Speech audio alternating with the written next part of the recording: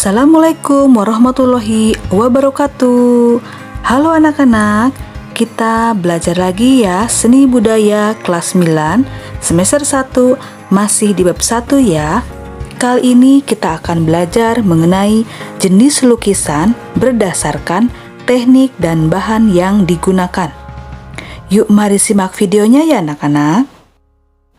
Berikut ini beberapa teknik yang digunakan dalam melukis, antara lain 1. Lukisan cat air atau akuarel. 2. Mozaik. 3. Lukisan kaca. 4. Lukisan batik. Mari kita simak penjelasan mengenai teknik yang digunakan dalam melukis beserta contoh-contohnya. 1. Lukisan cat air atau akuarel. Teknik lukisan cat air ini paling banyak digunakan. Cat yang digunakan untuk melukis dicampur dengan air.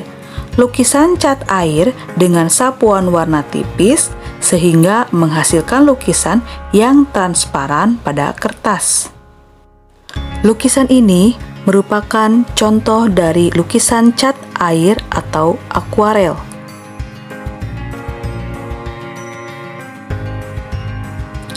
2. Mozaik.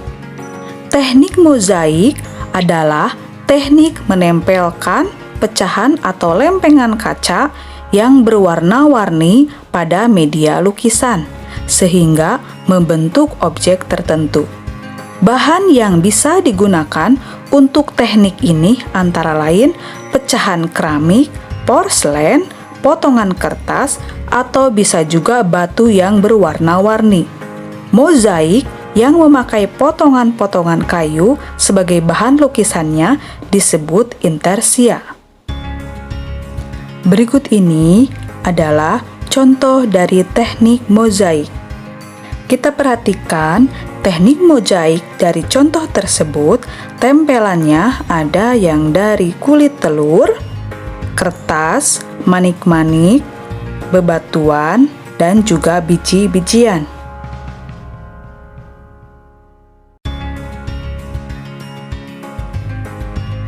3. Lukisan kaca. Teknik ini menggunakan kaca, timah, kuningan, dan tembaga sebagai penyambungnya sehingga membentuk lukisan. Berikut ini merupakan contoh dari lukisan kaca.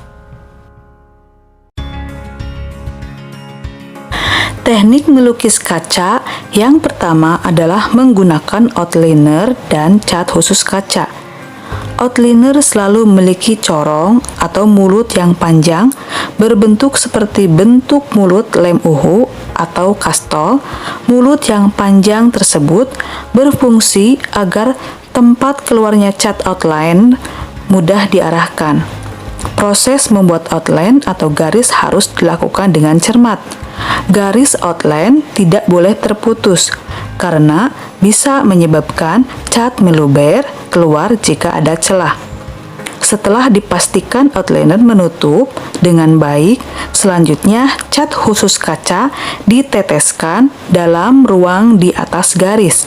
Biasanya merek cat yang digunakan adalah Vitrail atau Idea Vetro. 4. Lukisan batik. Tekniknya yaitu menutupi permukaan kain dengan lilin atau malam batik. Kain yang tertutup lilin yang membentuk titik garis bidang atau ruang sebelum jadi sebuah gambar dan hasil akhir dicelup ke larutan pewarna.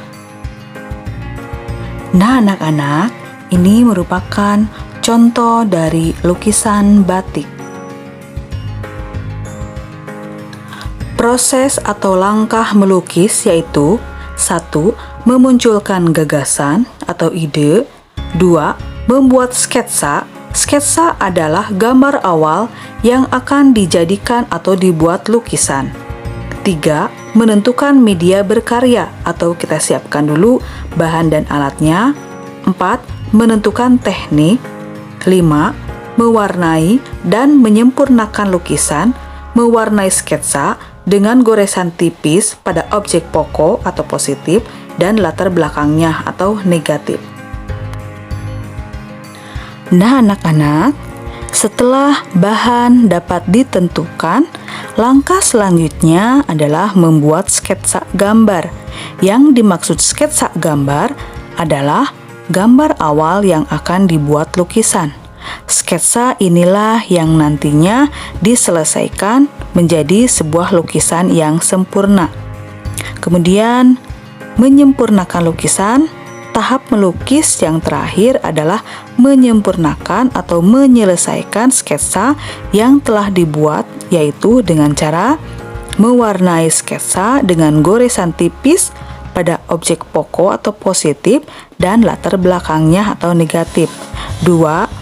Menyempurnakan lukisan dengan kontur, penyinaran atau spotlight, penegasan, dan penentuan gelap terang.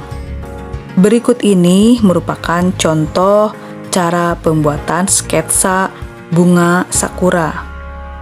Boleh disimak dan diperhatikan ya. Kebetulan contoh lukisan ini tanpa dikasih warna, tapi hanya dengan arsiran dari pensil saja. Selanjutnya, silahkan kerjakan tugasnya ya. 1. Buatlah sketsa lukisan. 2. Tentukan aliran dan tema seni lukis.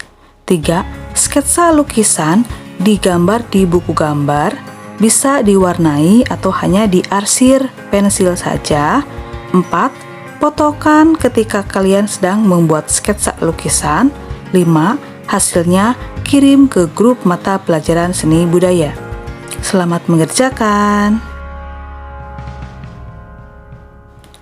Demikian materi yang telah Ibu sampaikan mengenai jenis lukisan berdasarkan teknik dan bahan yang digunakan.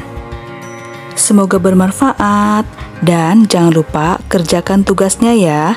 Wassalamualaikum warahmatullahi wabarakatuh.